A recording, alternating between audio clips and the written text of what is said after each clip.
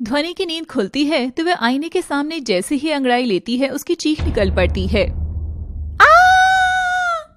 ध्वनि की कोख बाहर आई हुई थी। वह अपना मोटा पेट देखकर घबरा जाती है।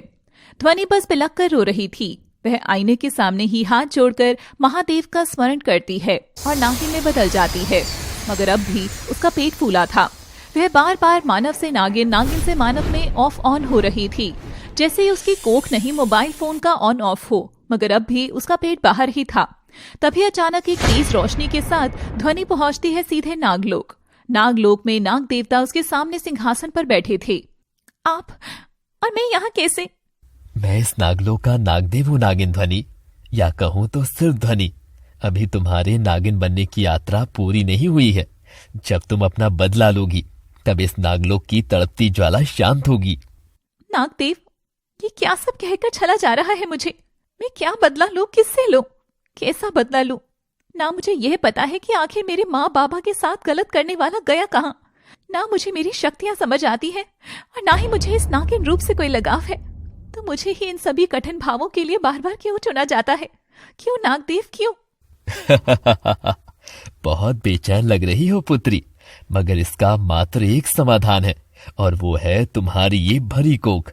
यही है तुम्हारा बदला, यही बनेगा तुम्हारा बदला, जिसे तुम ही बनाओगी, तुम ही मिटाओगी। महादेव महादेव देवों के देव।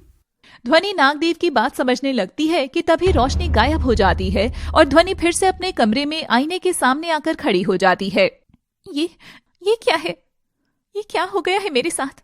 और अब मैं ऐसे कॉलेज कैसे जाऊंगी? आज तो मेरा प्रोजेक्ट सबमिशन है। ऐसे में मैं ये क्या हो गया?